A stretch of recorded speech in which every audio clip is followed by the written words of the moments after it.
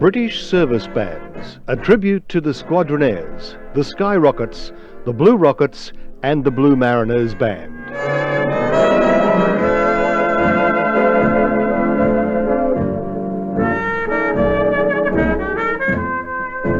When war clouds gathered over Europe, it looked like the end for Britain's dance bands.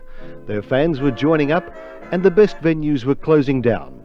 But the Army, Navy and RAF wanted big band music to boost morale, so the musicians were conscripted, donned uniform, stayed as a unit and kept faith with the beat. From the Blitz to VE Day and beyond, the bands played on.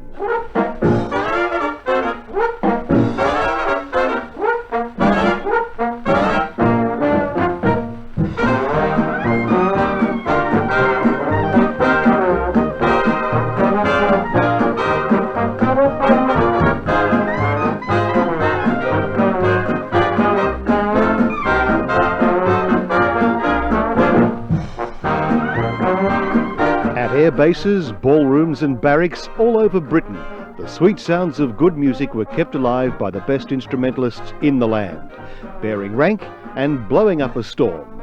In the darkest days, when the Nazi threat was just a channel away, they kept the feet tapping. Some of the more cynical press called them draft dodgers, others called them heroes. It all started in 1940 when Wing Commander Rudy O'Donnell, director of the RAF's Central Band Wing, began recruiting dance band musicians. He was convinced they would be as big a morale booster as military bands and string orchestras. So recruits were formed into 5-piece bands before dispersing to RAF stations throughout Britain. Their rank was aircraftsman second class general duties, the lowest of the low. Their pay was low too, at 3 and 6 a day, with bed and board. And at the RAF School of Music in Uxbridge, the beds were indeed boards. The welcome was also uncertain. Sid Collin, one of the intake, recalls in his book "And the Bands Played On," the regulars greeted the musicians' arrival with wry amusement. Wo-ho, the snake charmers they called. They stood around the parade grounds in their stiff new uniforms and asked themselves what nice boys like them were doing in a place like that.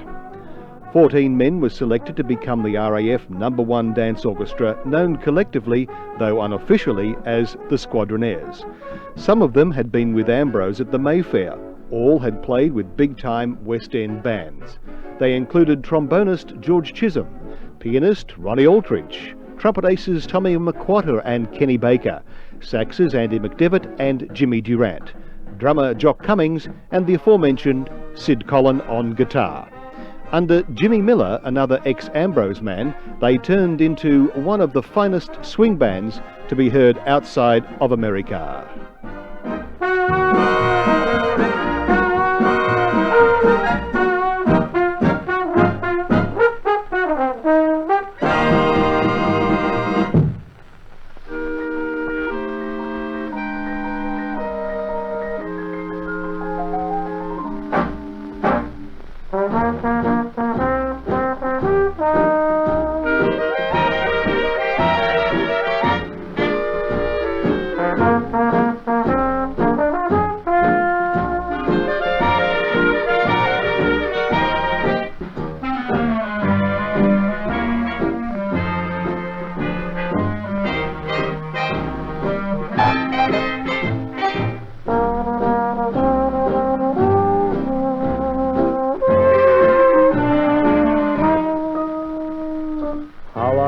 The kisses of Dolores, I, Dolores, not Marie or Emily or Doris, only my Dolores. From a balcony above me, she whispers love me and throws a rose. Ah, but she is twice as lovely as the rose she throws. I would die to be with my Dolores. I, Dolores. I was made to serenade Dolores. Chorus after chorus, Just imagine eyes like moonrise, a voice like music, and lips like wine. What a break if I could make Dolores mine, all mine.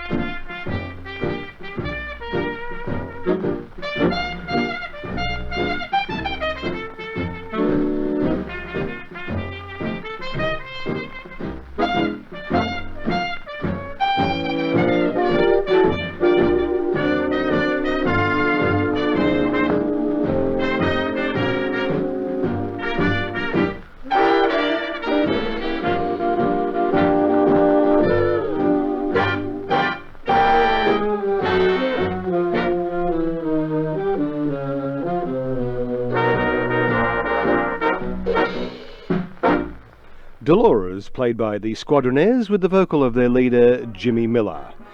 In January 1941, a radio concert by the Squadronaires was described by an enthusiastic columnist in Melody Maker magazine as the greatest dance performance ever broadcast this side of the Atlantic. The standard was no surprise, and after the war, many sidemen continued in the manner to which they'd grown accustomed, with such bands as Ted Heath. Playing everything from Dixieland to jive, the Squadronaires was the first British service band to make its mark.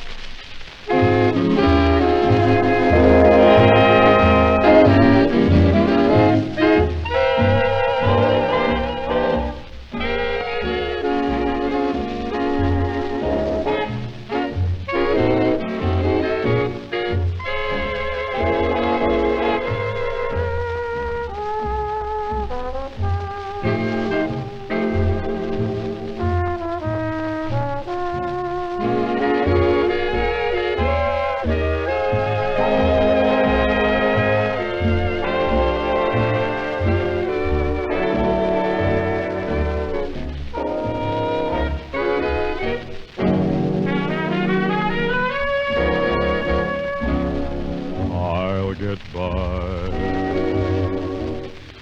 as long as I have you.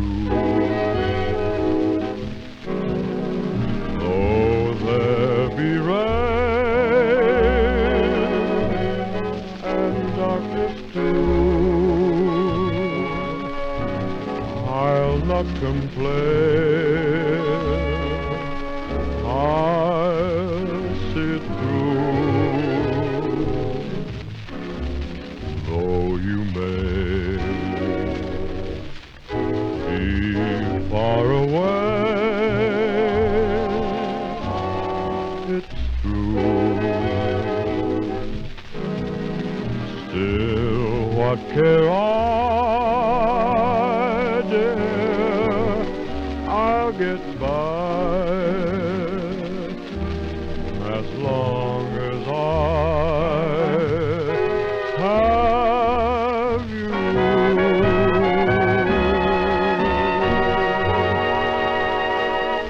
The Squadronaires again with I'll Get By, together with guest vocalist Denny Dennis. That recording made at the Criterion Theatre in London in September 1944. Later came the Skyrockets, the #1 balloon-centred dance orchestra, the Blue Rockets of the Royal Army Ordnance Corps, and the Blue Mariners from the Royal Navy, all forerunners of the post-war big band boom. Other outfits represented the ACAC Corps, Bomber Command, and even the London Fire Force Band, which was described by Melody Maker in October 1942 as easily our second best national service band. Freed from the petty regimes of assorted pre-war band leaders and promoters, players were allowed to experiment, extemporise and expand their repertoire. The Squadronaires in particular created adventurous swing which, thanks to quality recordings, can still be savoured more than 50 years later.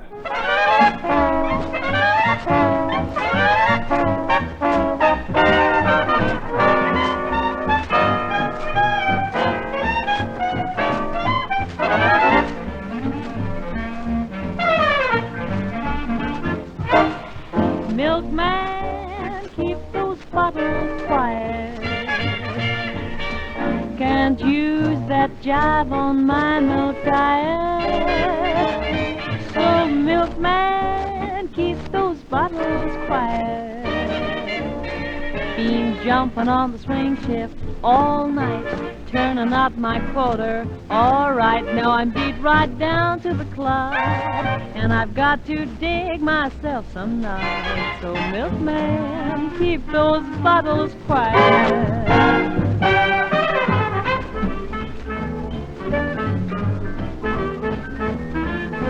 Now the noise of the riveter I don't mind, because the man with the whiskers has a lot behind it, but he can keep punching with that victory crew, and you make me punchy with that bugaboo. I wanna give my all if I'm gonna give it, but I gotta get the shot if I'm gonna rivet. So bail out bud with the milk barrage, 'cause I'm patriotic, it's a sabotage.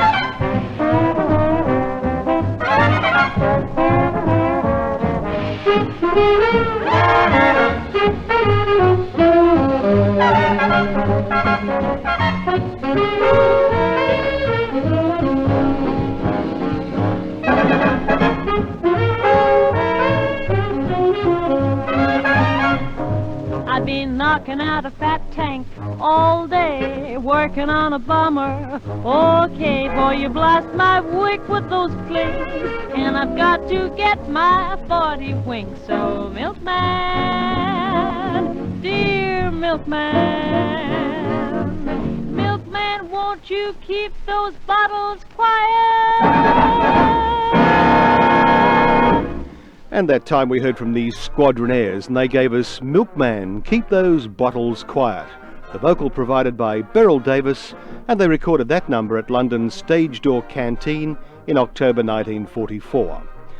Strange things happen in war. One mixed-up journalist filed a story that dear old Charlie Kunz had been jailed in the Tower of London for passing on coded messages to the Germans via his piano broadcasts, while a French band leader was said to have been wounded fighting for the Finnish army in Russia. Stranger still was the situation in which sidemen ineligible for military service found themselves earning better money than they had ever before in civilian life, because the call-up had taken most of the best players who in comparison were earning less. There was also the ticklish problem of how such free spirits as the Squadronaires would take orders from the English top brass. Sid Collin tells the story of a furious commanding officer who demanded to know why half the band had left midway through a mess dance. "Taking a break, sir," explained Acting Sergeant Jimmy Miller. "I want the full band back at the double," ordered the enraged CO. When the order came to revert to full strength, the band did just that, removing their mutes and playing with such power in the tiny hall that much glassware was reportedly smashed and officers were half deafened by the din. The Blitz made heavy demands on travel and performance. Once the band was playing at Bristol when a bomb literally blasted them out of the hall, and they finished the night dragging victims from bombed houses. At other times, the blackout and second-rate equipment took its toll on quality. Some of the Squadronaires had played pre-war as a group called Heralds of Swing, and George Chisholm always insisted that the Squads were a collective organisation, catering for intimate jazz and full-blown big band alike. Certainly it was ripe for ideas, with Chisholm, Aldrich, Durant and Jimmy Watson doing most of the arranging. Its style was compared with the Jimmy Lunsford Band, one of America's most vibrant outfits, and its propaganda value was immense, being beamed to Germany on the same wavelength as that used by the Luftwaffe broadcasting network. The band played on into the post-war era under Ronnie Aldrich, disbanding as a civilian group in the early 1960s.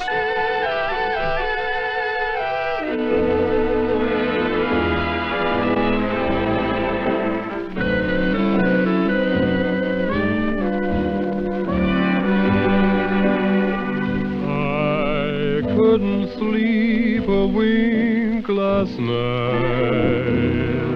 because we had that silly fight. I thought my heart would break the whole night through. I knew that you'd be sorry, and I'm sorry too. I didn't have my favorite dream, the one in which I hold you tight. I had to call you up this morning to see if everything was still all right. Yes, I had to call you up this morning, 'cause I couldn't sleep a wink last night.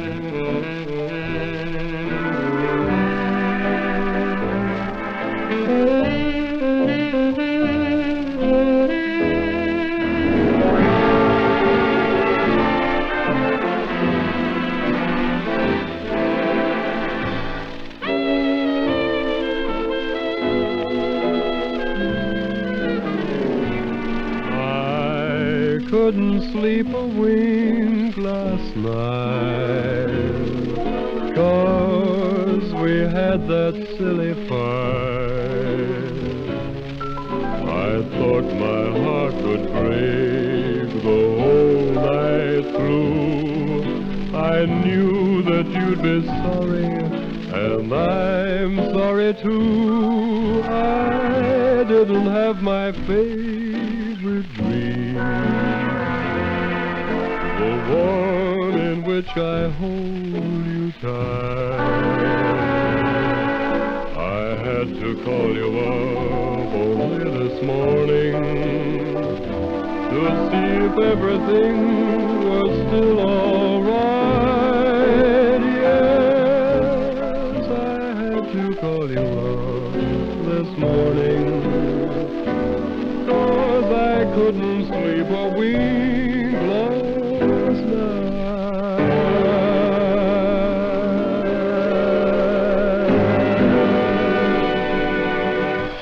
I Couldn't Sleep a Wink Last Night. And that was played by the Skyrockets, and the vocal was by Leslie Douglas.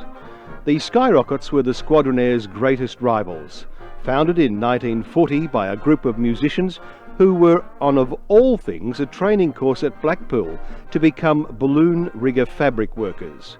Trombonist Paul Feneley, a former arranger for Carol Gibbons at the Savoy, took over as leader from George Beaumont when the latter was posted to another station, and the band really took off when it was posted to Fighter Command and received official recognition as a service dance orchestra. It recorded for Rex and Parlophone and continued into post-war years, owned by 13 of its members who employed the remaining musicians. Feneley was seeking the more lavish André Kostelanetz sound, and there were disputes about the band's direction before it became resident house band at the London Palladium, where it accompanied Danny Kaye, among others. Wolf Phillips replaced Feneley, who became conductor of the BBC Variety Orchestra, and the band disbanded in the mid-1950s. Star soloists were Pat Dodd on piano, Chick Smith on trumpet, Pat Smuts on sax, with the Glaswegian Benny Lee on vocals.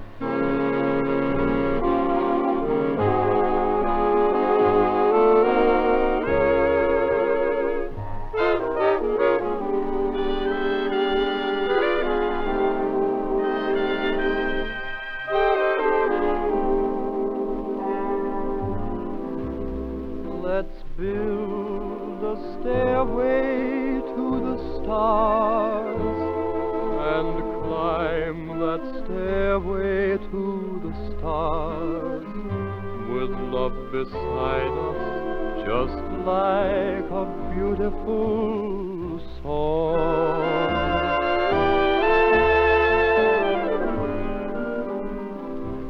We'll hear the sound of violins out yonder where the blue begins. The moon will guide us as we go drifting along.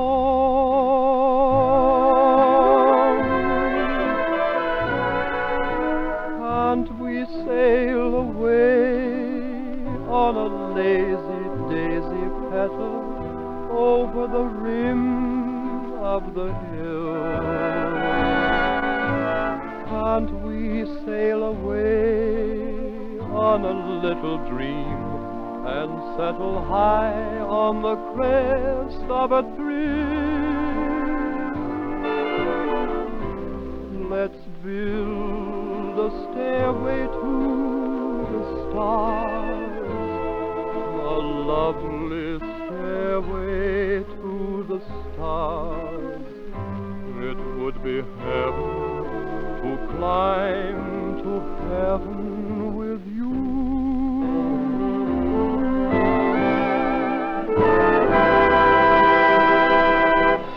And once again, the vocalist was Leslie Douglas on that Skyrockets recording of Stairway to the Stars. Such illustrious post-war musicians as pianist and conductor Stanley Black, later director of the BBC Dance Orchestra, and George Malacrino, director of the British band of the AEF, also made their names with RAF bands. Considering the conditions, wartime and post-war, under which they played, many of the service bands attained a marvellous proficiency. The Navy's Blue Mariners, led by pianist George Crowe, provided an ideal showcase for the brilliance of Freddie Gardner, described as Ray Noble's favourite alto player and a clarinetist of liquid delight. The R.A.O.C Blue Rockets were formed by Eric Robinson, formerly a guitarist with Eric Wilde's Tea Timers, and later a conductor of orchestral light classics whose program Music for You ran as a regular television series in the 1950s.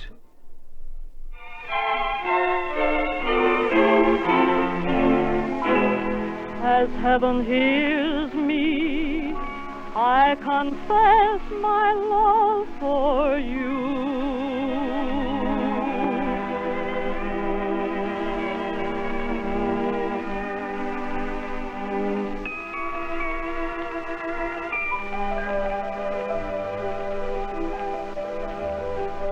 More than you know, man of my heart, I love you so. Lately I find you're on my mind more than you know.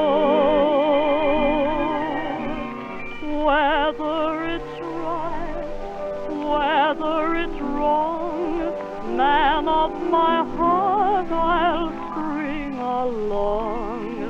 More than I'd show, more than you'd ever know. Loving you the way that I do, there's nothing I can do about it. Loving you is all I can give, and darling, I can't live without it.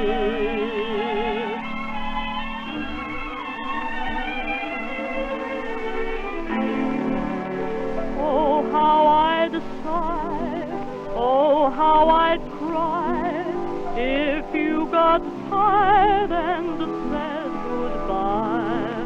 I'd miss you so, more than you'd ever know. Dearest, I love you so, more than you'd ever know.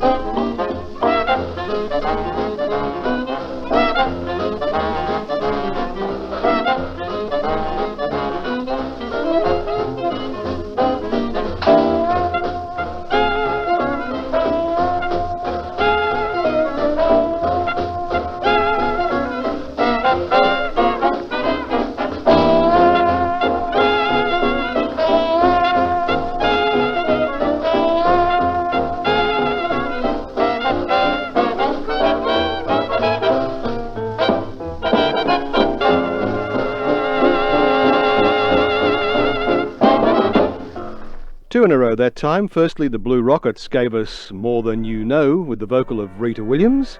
Then we heard from the Blue Mariners with Mr. Ghost Goes to Town. The Rockets also featured trombonist Eric Tan and top saxophonists Benny Daniels and Bertie King. In various forms, they survived until the early 50s without ever rivaling the RAF dance bands in popular appeal.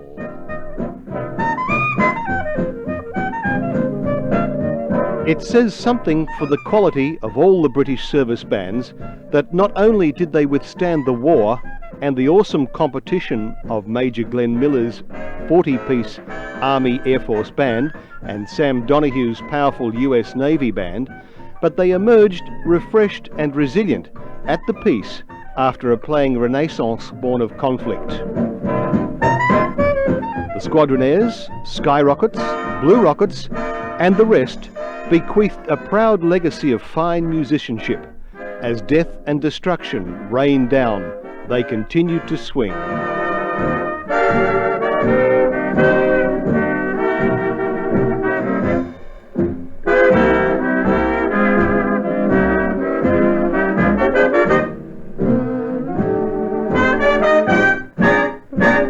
A tribute to the British service bands was researched, written, produced and narrated by Alex Hare for Lanair Enterprises.